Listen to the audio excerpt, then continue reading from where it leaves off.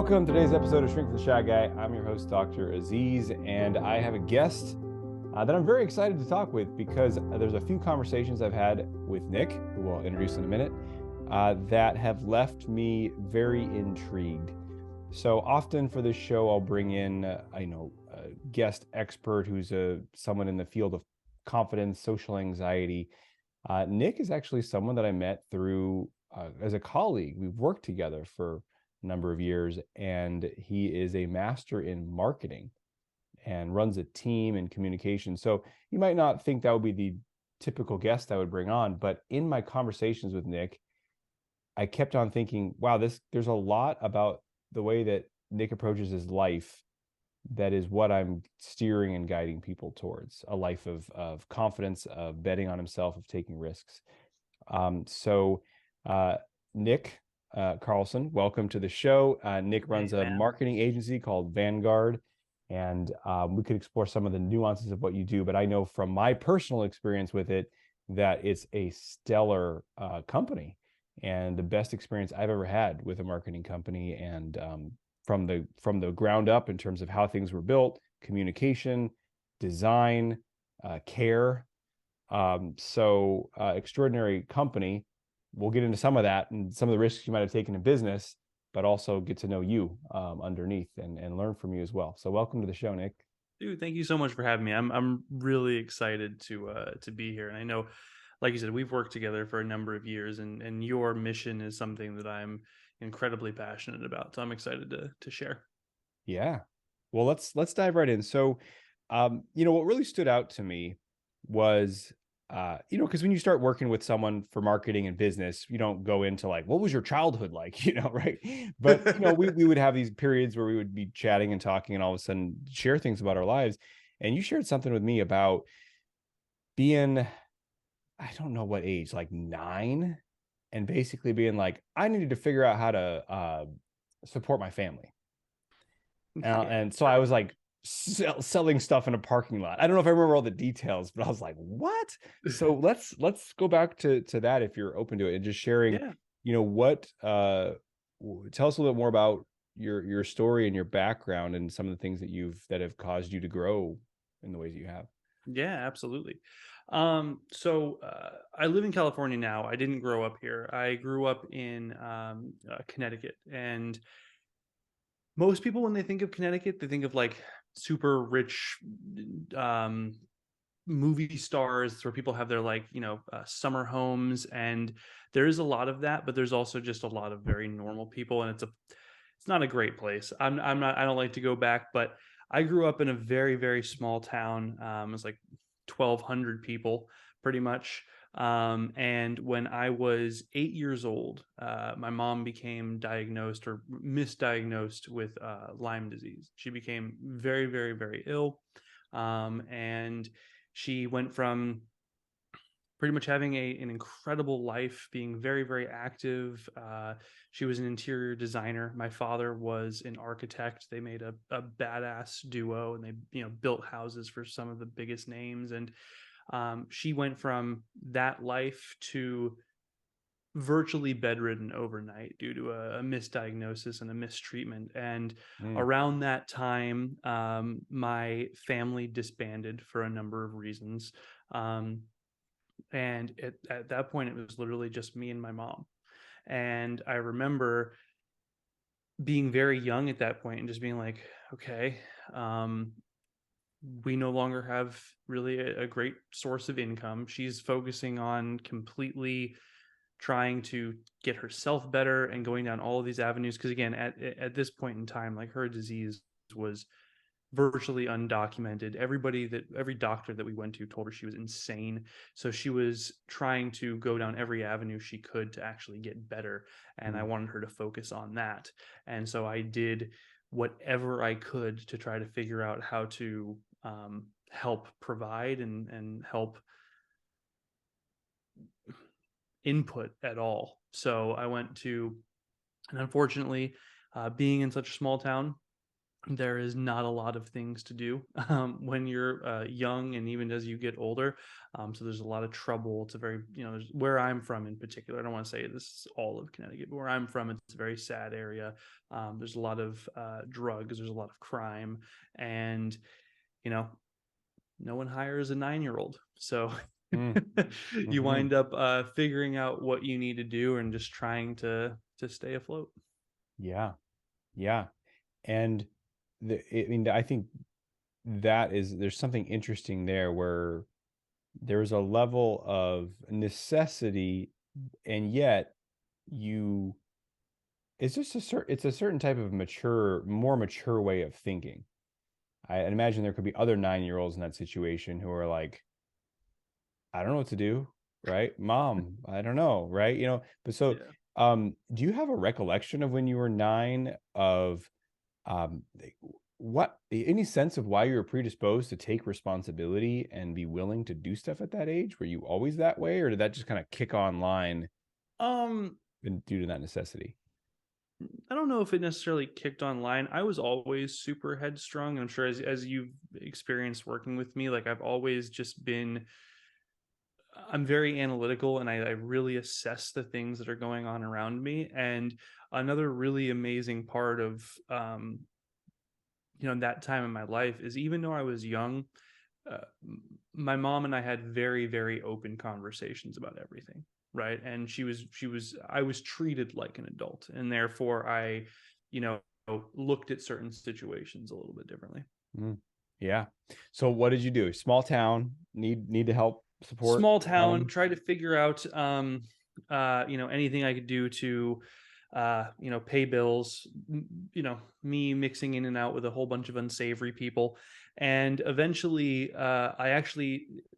it's funny. I never wanted to be a marketer. I never wanted to do any of the things that I'm doing right now. I wanted to be a pro snowboarder. I started snowboarding when I was right around that age, and um, anything left over, I would pretty much go riding, and I became really, really good at it and excelled quickly, and wound up snowboarding to semi-professionally up until the time I was about 14, or no, actually through the time I was about 18 years old. And so between the things that I was doing just to contribute at home, trying to, follow my career in snowboarding, and I thought that was really like going to be like our route out of there. Right. I was going to, make it big at the time. This is before Shaun White was huge. This is before like a lot of those really, really common names that you hear about were even publicized. This is before snowboarding was even in the Olympics, right? I was like, this is my ticket. And Mm, I put everything into that. And I was competing with people like Sean. I was competing in the Do Tour. I was competing in Volcom's rail jams and stuff like that. And when I turned 18, I was so Connecticut, you don't get to ride year round, right? And so in the off seasons, we would go and we would train on trampolines. We would do like a whole bunch of like air awareness stuff, and like you just get used to flipping around and what it's like to be upside down. And we went to do some training. We went skating, and this one of our friends who was away had a big trampoline set up for like professional snowboarders in his backyard, and we were out there, and I don't know if you've ever been double bounced on a trampoline, right? Like one of hmm. two things happens. You either go flying in the air, like you buckle when you hit the trampoline.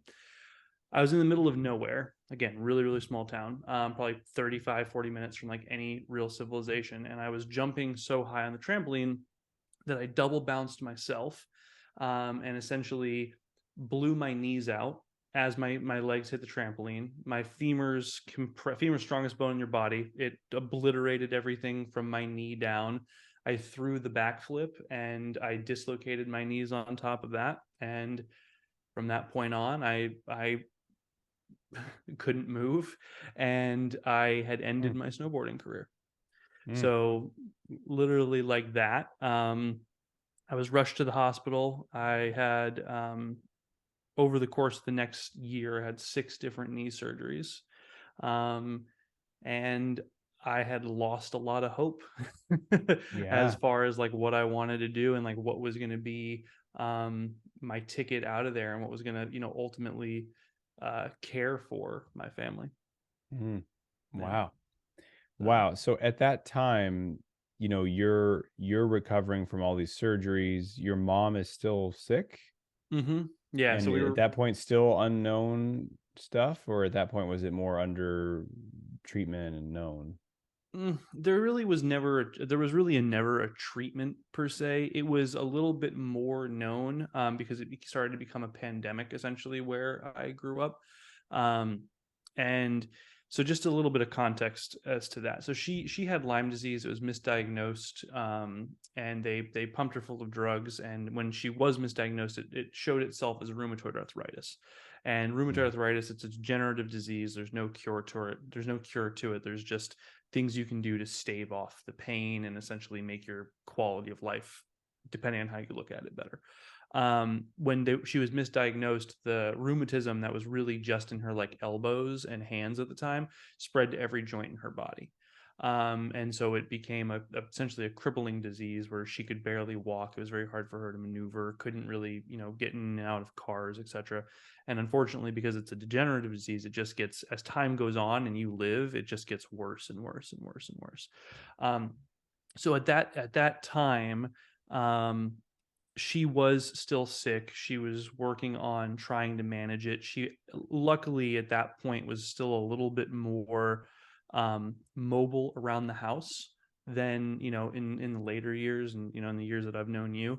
Um, and so she was able to be a somewhat more independent, around the house, and we just cared for each other. So she helped me when I couldn't walk, and I helped her as soon as I got back on well, I had a walker like a couple weeks after Mm. my surgery. So. Wow. Wow. Mm-hmm. So what did you do? So during this time of it's a, loss of function in your body, but it's also, I mean, that's hard for anyone. But then if it's like, this is my profession, my career is going to be my body. That's a disorienting rug pull experience. Yeah. Uh, was it like Dark Night of the Soul and then you emerged? And if Totally. so, what was what was that process for you? Dude, I felt so broken. Yeah, Like you were literally this. knees are broken. I mean, Yeah, yeah, literally and yeah, figuratively, man. Like yeah. I was so, like, dude, I lived and breathed and I don't know if I can swear on your podcast, but I lived and breathed this sport, and it was everything to me every single day. And I remember, actually it was funny, well, not funny, but looking back on it now, it's funny. The day after the accident, and essentially the day after the accident, the morning after my first surgery, I'm like sitting in this hospital room, and it was the first snow of the season. So I got to Mm, literally sit in there and just watch it snow, and I have my doctors come in and be like, "Yeah, you're never doing, like, at the level you can snow. You'll eventually probably be able to snowboard again, but never at the level that you were doing it mm, previously." And it was very disorienting. I felt very alone. I felt like every bit of a plan that I had just kind of evaporated into the ether. And um, a couple of things happened, right? Like, again, I'm from a very, very small place. And the people where I'm from aren't very happy people. It's not a very happy existence. And so, like, the first thing that I started thinking of was like, oh my God, like, I'm going to wind up like everybody that I know that's mm, still here. And that was a terrifying thought. mm, Right. And then the other thing, and it's like, I was young, dude. So I was like again, like 18 years old. So, like, kids are stupid, but you know, you don't think about it until it's happening, but like, you don't realize that. And it was funny at this point because I'd never had this relationship with my mom. I had never had this kind of, not similarity. I don't know if that's the right word, but like, when you're in a house and you can't move and you can't be fun and no one comes to visit you, right? And mm, because it's like, what are you going to do to all, like, you had people pop in periodically, but it was like that next year, as I was like relearning how to walk, it was just a lot of alone time. mm, Again, stupid kids, but I was in also at the time like my first ever like really serious relationship, like like Mm. this is gonna, and I was younger, like we had been together. I was in a sophomore in high school and she was like a sophomore in college, right? And so I would like go down and see her on the weekends and all of this, and like as soon as that fizzled away, like I get a call, I'm like broken legged in a bed, like, yeah, I don't think this is gonna work out anymore. So like, I can't hang out with my friends. My career is over. My girlfriend just dumped me, and I have the only thing that I can see is this what is around me, right? And what was around me at the time just wasn't positive. And there was quite some time there that I was convinced that I was not going to be able to do anything or pull out of this. And I was convinced that, like, at this point in my life, the best thing or the only thing that I was going to be able to contribute to this world is at some point having a family and being a good father. Like, and that's a crazy thing for like an 18-year-old to think, Mm. right? And I just, I can't, it's funny. We haven't had a conversation in a while, but like, you used to say a phrase to me all the time, and it was like a point of decision making. Like you got to get to this point, right, where you make a decision. Threshold moment. Threshold moment. Yeah, yeah, Yeah. yeah. And dude, I remember I'm like your typical entrepreneur, right? Like I was, horrible in school. I didn't do well. It wasn't something I excelled in. I was going to be a professional snowboarder. Snowboarders don't need school. Like I had all of these tutors that would come. My tutors gave up on me. They stopped showing up, dude. Like it was Mm. insane. Like I barely passed high school. And I just remember having this moment of like where everything was going wrong towards the end of my senior year. And I was like, that's it, whatever I need to do, Mm-hmm. we're fixing this entire situation now. And I won't get too far into it, dude, but we used to throw when I was younger than we should have been. We used to throw these huge parties, right? We used to throw these like what kids would call ragers, right? Mm. And I just remember being like 16, 17, and this incident that I had kept playing back in my head. And I was at a party that we threw, not 100% sober. And I was sitting on the couch. And again, I'm around like all of these other 16 and 17-year-olds. And we're looking at the house, the front door, and these people walk in. I'm like, who are these people? And one of them winds up like sitting down next to me and just having a conversation with me. And it was a dude who was like in his 30s, crashing a high school party. Nice. Living the And dream. yeah, dude, and like having a conversation to me, like this was the highlight of his day. And I don't know what it was about that experience, but it stuck with me throughout this entire thing. And I was like, I cannot be this dude. I will not Yeah. become this guy. And I will not, like, again, the people that I grew up around, like their goal was to wake up, or a very blue collar, wake up early, work till 4, drunk by 6, rinse and repeat, pretty much. I was Yeah. like, I can't do that. And so at that point, I talked with my mom and we picked up, and we picked a point on the map and we moved to California. Wow. Wow. It's fascinating that the guy at the party moment, but I feel like there's those moments. I think for me, I had this moment when I was this was a threshold moment around career, not necessarily confidence. Because I didn't do any development of confidence at that age. I was 15, maybe even 14. It was my first job, and first official job. I worked for my dad for a couple years because no one would hire you younger than that in California. But I found a place that hired me, I think at 14 and a half. It was Long's Drugs. And I remember I worked my first day, and I was like so excited to go to work. Like I'm gonna be a real adult working. I I'm got gonna a make my job. money. It's gonna be awesome. I'm gonna wear a uniform or whatever, the green shirt. And I get there and they're like, "Oh, it's your first day, huh? So all right, follow me." Like clearly just making it up on the spot. And they're like, "Okay, there's a jazz festival across the street at those fairgrounds. Some people are gonna try to park in this parking lot. So you need to just hang out in the parking lot, pick up some cart. It's Longs. Who freaking uses a cart at like a CVS or Longs, right? It's like nobody. So there's a few carts around. Pick those up if you need to. Otherwise, if you see someone parking in this parking lot and walking across the street, you need to tell them not to do that. And I'm like a 15-year-old kid with a bunch of acne and social anxiety. And I'm like, there is no way I'm going to do that. So I'm just standing in this parking lot in my uniform. And over the course of an 8-hour day with a lunch break in there, I see maybe 2 or 3 people do this illegal maneuver, and I don't confront them at all. And they ask me at the end of the day, "Did you see anybody?" No, didn't see anybody. They must have seen me and driven off, right? And I remember it was that very, very first day. I still worked at Long's for about another 2 months after that, for that summer. But in that, there was like some freak out moment inside of, and seeing people that have been working at Long's for like 20 years. And I was like, oh my God, like if you don't succeed in career, you get screwed. It's horrendous. And it really scared me. And that was like a major driver for me to study any amount I needed to study, do whatever I needed to do to create a job and a career that was like varied and stimulating and challenging and interesting, and all the stuff that both you and I get to do is continue to grow.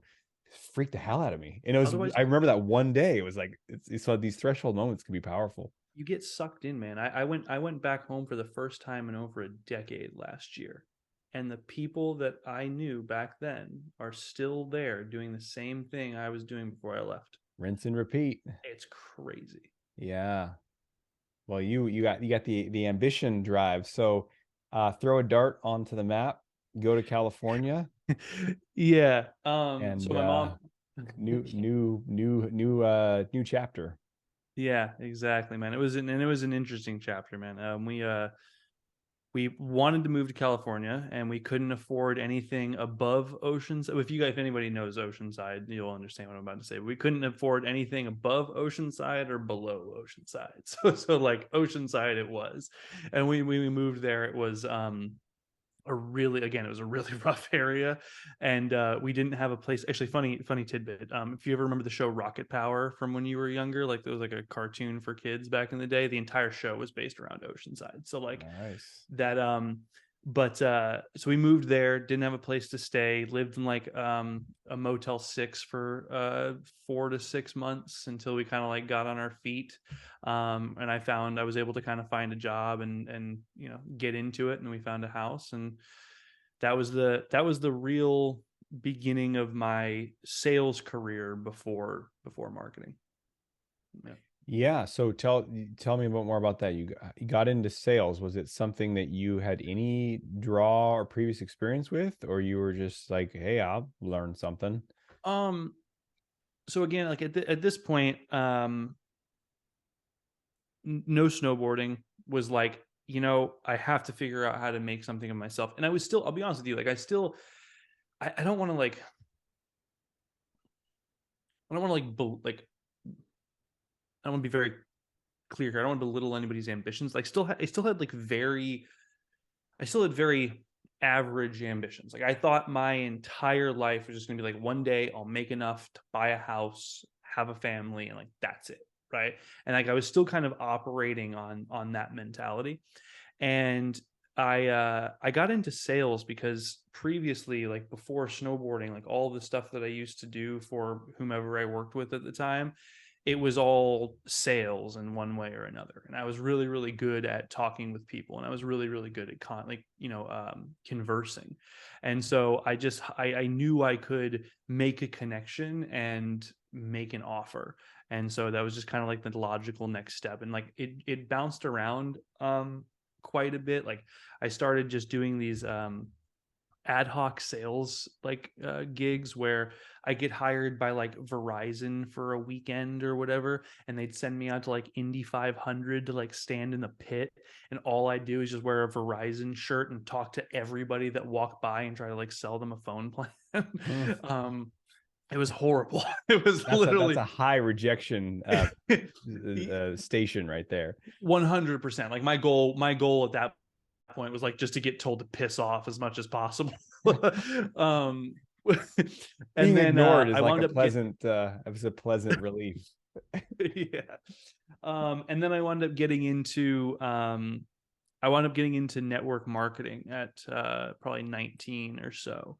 And that honestly, like, say what you will about network marketing or anybody who's been through that kind of experience, it's very polarizing. It's either a very positive experience for people, or it's a very negative experience for people. It hands down changed the trajectory of my life 100%. And I'll unpack that a little bit more, but essentially I was working for the company. If anybody knows anything about network marketing, it's pretty much about how much you can sell and who you can enroll. And we were doing everything under the sun to like sell at this time it was like energy drinks and like, sports food and medicine and stuff like that. And we had mentors. It was like my first time ever actually getting a mentor, and they were teaching us like every antiquated marketing technique in the world. Like, hey, you're going to go knock on doors, you're going to flyer, you're going to go to trade shows, you're going to do all of this stuff. And most people it doesn't work. I wound up putting a team of like 15 people together around the country, and we wound up getting to about $1 million a month in revenue for the company by the time I was like 20 years old. And how did you it was assemble cool. that team? Did you know those people? So it happened to be so yes, there were certain people that I knew, and there were certain people that I was introduced to. So I kind of had it was a good experience, because as I was leaving my home, Connecticut, right? I was 18, so everybody was going off to college, right? So I knew people from high school that had gone off to college, and they were my connections to people in those areas pretty much. And I hit them all up and was like talking to them about certain stuff. But so we were doing really good for the company. If you know anything about those companies, even if you're doing really well by them, they're not paying you very much. Yeah. You got to get more people downstream. That's what you got to do. Yeah, exactly. Exactly. Exactly. And so at one point, man, I was like, I had teams all around the country, and I was like flying from college to college and like giving these presentations and trying to get people to buy stuff, dude. And I was exhausted. And that pretty much became my first foray into marketing. And I was like, look, I'm tired of chasing people down. There's got to be a better way to bring them to me. And I became obsessed with figuring out how to crack that code. But the thing that really changed my life more than anything was the introduction of the idea of mentorship and reading, believe it or not. Like I was a kid who never did well in high school. I hated to read. It was not something that was exciting for me. And I remember the first book that I ever got told, I literally got handed to it, and I was told, shut up and read this. And I was like, okay. And it was Think and Grow Rich by Napoleon Hill. And that was that's the entrepreneur's Bible right there. Literally, it was one of the very, very first books I ever read. And I said, damn, thoughts become things. And there were so many things in that book, and the struggle that he went through, that resonated with my journey up into that point. And I said, like, damn, maybe I can do this. And that was like when my outlook on life really started to shift. And it wasn't necessarily the company, it wasn't the offer, it wasn't what I was doing, it was just my perception of what was possible changed at that point. Yeah. Well, you expanded the default horizon from the environment where you grew up. You started to input new, I mean, you were already inputting new stuff by moving and all that, but then you start bringing in mentors, books, which are another, it's access to books are limited access to a mentor is what they are. 100%. And what's so funny, man, is like, and I never thought, like, as you get older, hindsight's 2020, and it's like you realize things that you did, and you realize like important lessons, or like things that might be cliche. It's like, your problems follow you wherever you go, right? Like that's like one of those big cliches. And it's so funny to look back on it, because like, you're right, I had new inputs when I moved to a new place, but when I moved to a new place, when I first got to California, I found people that were just like the people that I was moving away from in Connecticut. Right. And it was very, very interesting. And it wasn't until that, like, I really changed this perspective that I was able to put myself in better rooms. Yeah. And that's something that you did then and continue to do, right? Is to immerse. And so you, the way that you found to do marketing in a more efficient way was to go online, right? I failed miserably. Online? I felt so bad in the beginning, man. Yeah, that was pretty much it. no one was doing anything online. Like, Yeah. What year was this? this was 2012, 2013 ish, right? So like, this is when like Instagram had just started. Like, Yeah. I remember going to the skate park at that time, be like, "Yo, do you have Instagram?" And I'm like, "What are you trying to buy weed from me? Like, what are you like? What are you talking about?" Like, and no, and so it was a very very new time. Like, the social media was still kind of like bubbling. Facebook wasn't hadn't gone through like Had Cambridge they even gone public yet at that point? I don't even think so. They Yeah. certainly hadn't had the struggles that they had in the following years. But Yeah. um, Yeah, because they so weren't even doing much. Like ads on Facebook wasn't a thing. it As was. I ran my it first was a ad, thing. Okay, I didn't know. but no one I knew know how it to became do more of a it. thing when they went public, and it was like you better make some more money. So, but no one knew how to do it. That was the beautiful part. You could get everything wrong and still make money on Facebook, and then somehow I still didn't. So, so funny story. So, I had at the time, the company that I was working with, they were building the company in a way that I just didn't really resonate with, and I was friends with, you know me, man. Like, everything, if I have to learn something, I'm gonna read everything about it, to the point where like all of our competitors, I read their user manual for every one of our competitors. Like, I read the FTC and the Direct Sales Association's guidelines for like what a proper company looks like. And it just was getting built in a way that was really weird to me. And I was friends with a lot of the people in the company that were, the top 50 income earners. And I had conversations with them, and they would pretty much just tell me like, "Hey, shut up, it's working. Like, let's, keep doing what we're doing." And I was like, "Okay, if this is going to be the sentiment, I need to figure out how to do something else." And one of them who would listen to me, because at the time I wasn't making a whole ton of money. Like, granted, I was making probably more than the average 19-year-old, but it still wasn't like anything to write home about. And so I remember I heard about my first mastermind, actually, and it was like $7,000 to get in, and I couldn't afford it on my own. So I went to one of my mentors and said, "Look, we're going to do this. We're going to do it together. Like, if you foot the bill for me to get into this program, I'll throw myself into it. I'll learn everything we need to do, and we'll make it back." And I did. Program wound up being horrible. Oh no.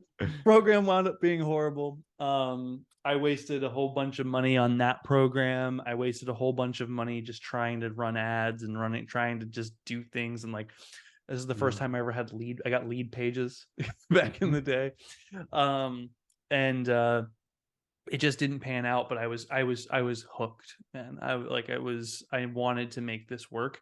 And eventually I just kept studying, like every day, morning to night, just studying and trying to get better at this and immersing myself in it. And I got to a point where there was a time in, it's funny. This was like my first big win. There was a time in like probably 2013, maybe early 2014, where print on demand shirts were huge, right? And Facebook hadn't quite changed all of their algorithms or the way that you're able to advertise on their platform. And they didn't even have like a very robust platform to begin with, but they had this thing called grid search. And so it was like, you could go into Facebook and type in like, "Give me people around the country with this last name." And there was a guy who I met who wrote this code, and it would scrape all of those names in their Facebook accounts, and you could upload them into custom audiences. And I'm talking ridiculous right now, but just bear with me. You could put them into custom audiences, and you could advertise to them. And so what I did was I started getting people's last names, like Gazapura, even, right? And finding every person in the country with the last name Gazapura. And I would go to this print on demand company, and I would make a shirt that says, "I'm not crazy, it's a Gazapura thing," right?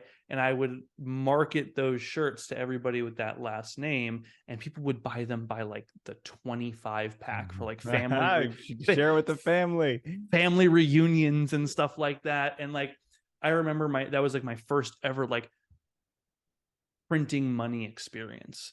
And I went from, no income because I had like pretty much stopped working with that company I was working with to overnight, like thousands of dollars in my bank account. And I paid back my mentor, who up until that point had been really angry with me. Mhm. And paid him back, and I started to really dive into this. Finally, paid off all my debts, paid back people that had invested in me, and then started to actually kind of put some money away. And then Facebook changed everything, and you could no longer advertise or target by last name, and you couldn't do POD. So I again was back to square one. Which is, I mean, that's another interesting thing that I've seen in the time, just the year and a half, 2 years that we worked together.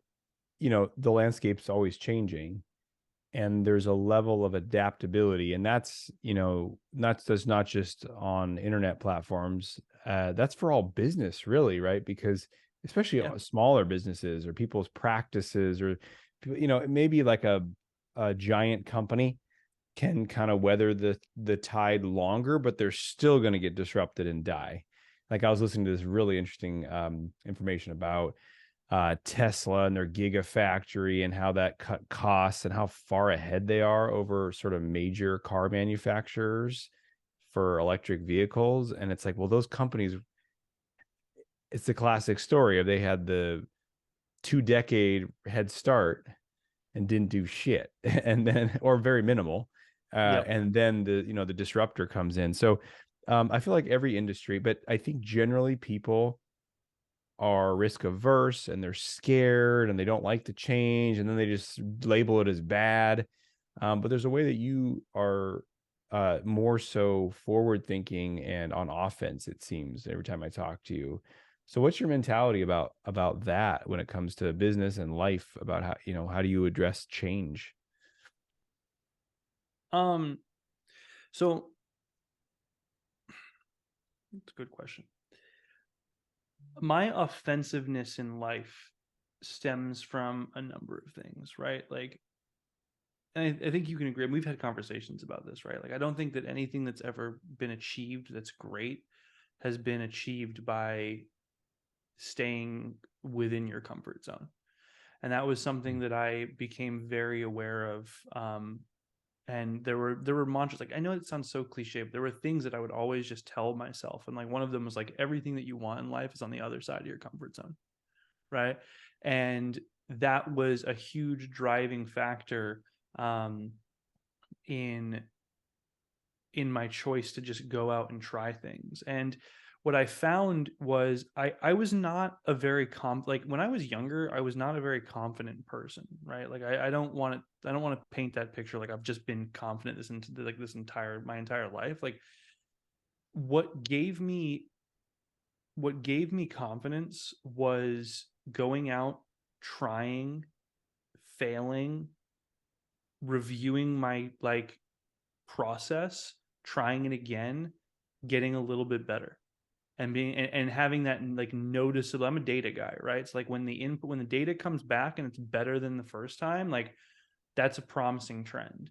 And then I go out and I do it again, and I try something a little bit different. Like that was huge for me. And so a part of me became obsessed with trying things out and failing, and just being able to self-analyze why I thought I failed, and and going out and trying it again, Mm. right? Mm-hmm. um and it becomes addicting, to be honest with you. Like it becomes like, you realize after doing it enough that everything in life, like everything in business, everything in life is just you trying something new. And the faster you can get okay with the idea that it's most of the time not going to work out, right? Mm-hmm. The better and the more you can kind of hold on to, like, all of my losses are very minuscule to all of the wins that have come out of just trying, right? Yeah. And that's been a huge reason that I've continued down that path. And then the two other things is just honestly my mom, right? Like from a very young age I was faced with I feel like kids think they're invincible. And there was this moment of like overwhelming mortality when when I was very, very young. And I was like, are you familiar with like the term memento mori? Yeah. Yeah, like that's something I tell myself all the Got one of time. these on my desk. Really, really. Literally, I'm about to Still get it. good. I'm waiting to get my sleeve done. And it's gonna be like a memento mori tribute, right? Because like, Nice. and for those of you, it's essentially the reminder that you will die one day. And it's like, what do you want to have been your contribution in life? And what do you like? There's nothing more motivating to me than the fact that like I have a finite amount of time to be here. Yeah. Yeah. Man, there's so much in there. And I think that that healthy urgency of mortality and not living in denial of that. And then that is the only way to learn. And I think it's one of those things that, because especially the work that I do about helping people apply that teaching of what you want is on the other side of your comfort zone. They're like, okay, but do I have to go through that? It's like, yes, you do. Let's talk about how we can help you, right? Do that. But there's a desire, especially in the information age, if we're still in that. I don't know what, or maybe we're in the next age. But the AI age. Yeah, maybe we were at peak information age, and now we're going into super intelligence age. But there's this illusion that if I can just watch a video or I'll learn about it and then I know it. And it's like the only real learning is through doing. Like you can start with a mentor or an idea, but then it's going to be, because there's so much distinction that you're processing and getting, not even consciously. You will connect a few dots consciously, but the rest of your brilliance is going to be just like figuring it out through repetition, through doing, and through failing. Yeah. It's the only way. So then the question is, well, how fast and how much can you do it? Because if that's how you're going to learn, that's like it's not how many books did you read, it's how many attempts did you make? Because that's going to be the thing that really accelerates the learning, and then therefore the confidence too.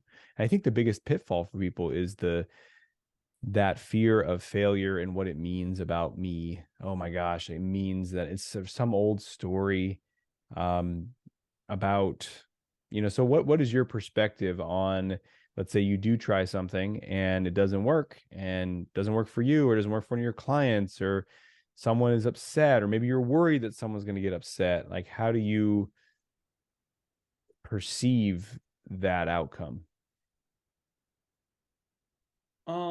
So I think that there's multiple things in there. Like you just asked a couple of questions in one, right? Like I think the things that I do with my clients, I analyze a certain way. The things that I analyze, or the things that I have, or like the difficult conversations or how I'm perceived, I analyze in a certain way. And I think like things that I want to try that are kind of like uncharted territory, I perceive in a different way. So like in reverse order, like the things that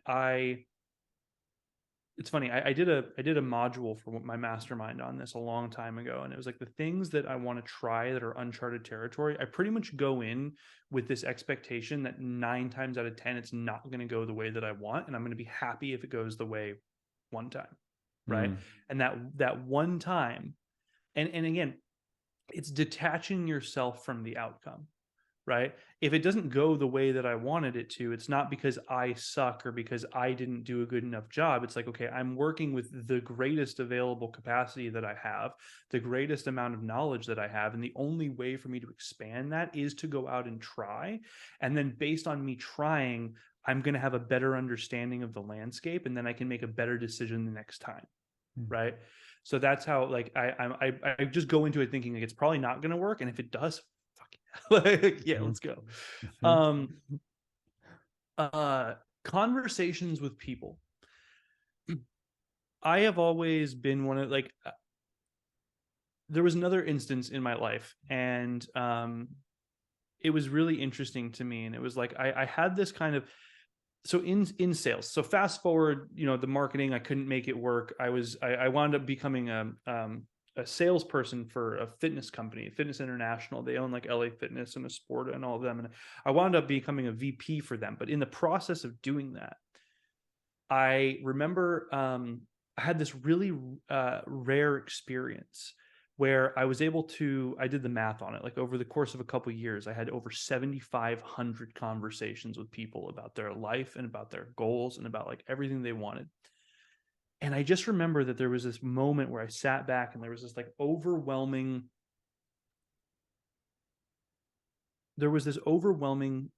realization that so many people just speak to hear themselves talk, and that they're like monologuing with themselves pretty much. And I realized that like at that point, the only conversations or the only things that had ever really changed my life in a way that was positive were the conversations that I had perceived as difficult ones to have. And at that point, I said, I put so much more weight on those difficult conversations and the ones that like I thought people would perceive me in a weird way, right? And those were like I no longer wanted to just have conversations for the sake of having them. And if you asked me my opinion, I was going to give you what I actually thought about it, regardless of how it made you feel.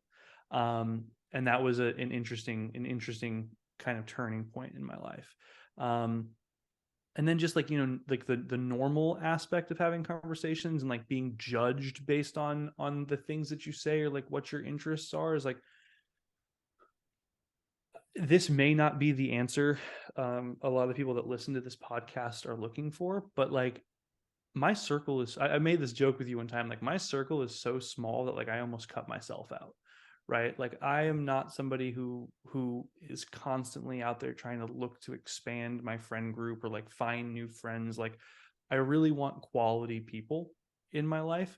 And so most of the time when somebody judges you for an idea or judges you for something that you do or something that you're interested in, they're just not a great fit for you, right? And they're just not a great fit for what you want to achieve out of life. And one of my early mentors told me like, look, if that person doesn't have what you want, then you shouldn't there's no sense in taking advice for them or taking the opinions of them very seriously.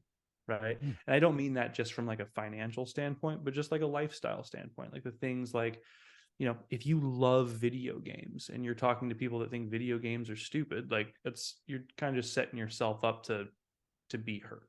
Right.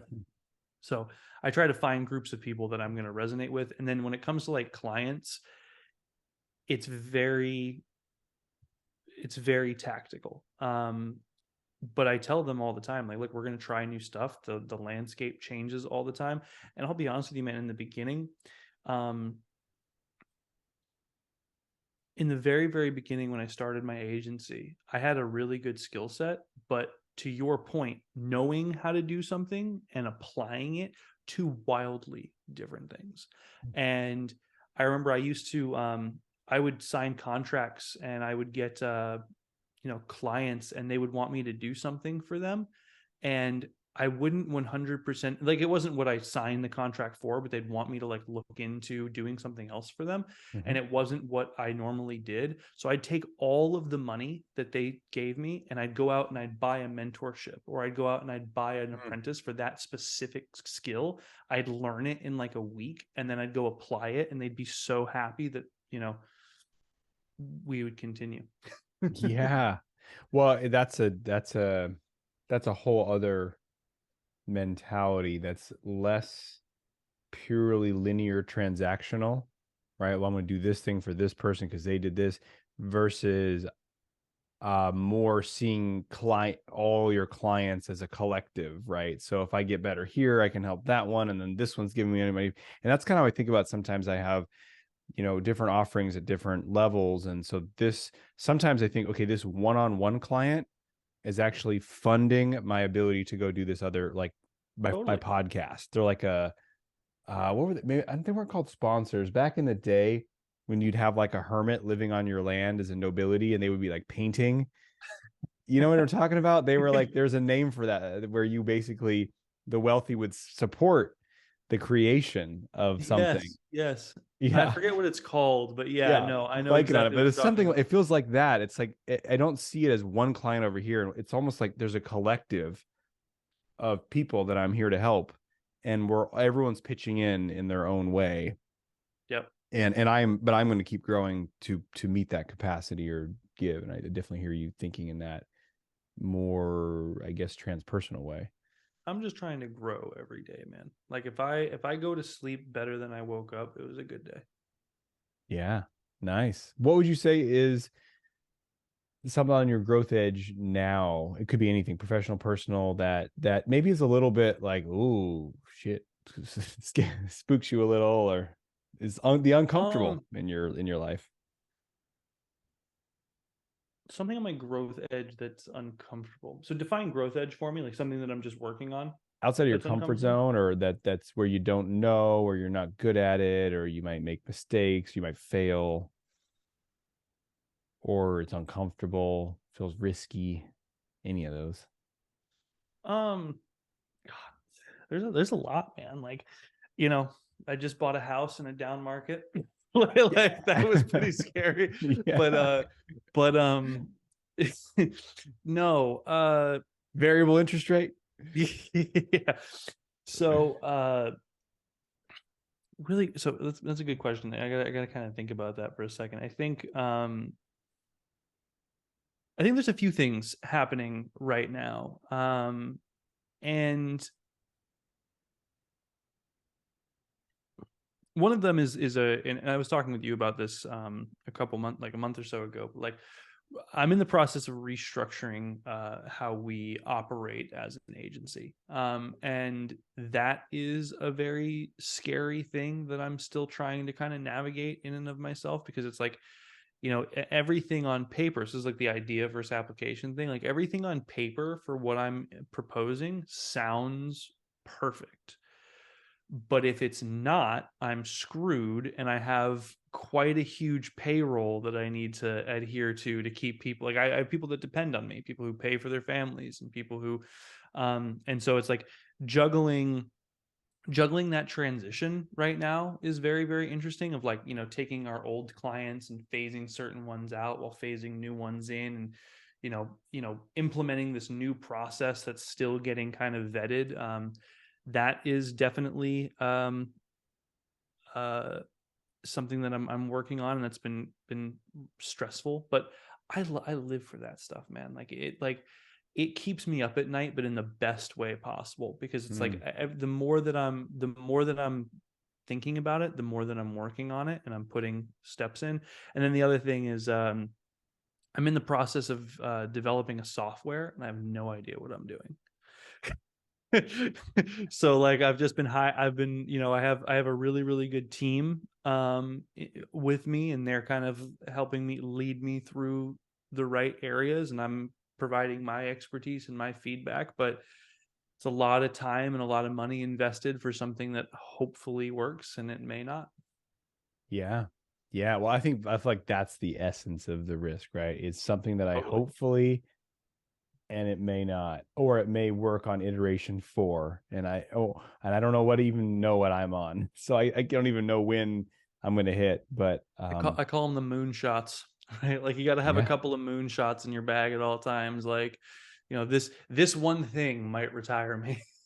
Yeah. Yeah. That's Ethereum. No, but I love it, man. And yeah, I know, and that's in my I that's you were aware of it. I was doing a restructuring last year, and Yeah. scary to like melt down structures and then know it's like, well, this works. You're saying you don't want to do it anymore? Well, yeah. And it's so it's, yeah, stepping into untested, but man, on the other side of that, I'd say there's just so much that unlocks. And I don't think it's just about the new version of a business, but it unlocks a new version of you Oh, too. totally. Um, Totally. yeah. So, man, I feel like we could go on for a whole nother hour. There's more I want to ask, and I actually scheduled this interview before I have another call. So, unfortunately, we're gonna have to pause this. But as you said in the beginning, there might be a part 2, and I feel like Absolutely, man. there's a so much depth and richness there to really get into the nuance of like, all these mindsets and how you approach life. Yeah, I would absolutely love to. Yeah. Well, dude, so I don't even know if, people listening would be clientele or anything, but I actually had someone ask me, like, who did your website? Which is, speaking of something that wasn't what I hired you for. But like, by the way, can you guys build all this stuff? And you're like, okay, So anyway, someone asked me, and I was like, oh, it was Nick and his team. So I'm not sure if people are in the market for this, but I think it's great if people want to find out about you, what you do, and learn more. Where can they go? They can go to our website, so vanguardmarketinggroup.com. We have .com and .net. And if you want to, as you know, I'm a super open person. So if you want to just schedule a call with me personally, you can shoot me an email at nick@vanguardmarketinggroup.com. Wow. Yeah. Take him up on that. Awesome. Ask him about his trip in Thailand. No. They'll save that for part 2. Yeah, no, part 2. Seriously, we'll have to do this again. I would love to explore some more around like the nuance and the thought process. I think we just kind of scratched the surface today. Yeah. Well, that's I don't know about rule number 1 in marketing, but one of the top 5 golden keys, right, is leave them wanting more. Yep. Open the loop. Yeah. Awesome. All right, brother. A pleasure, man, to speak with you. Thank you so much, and look forward to more. Always. Talk soon, brother.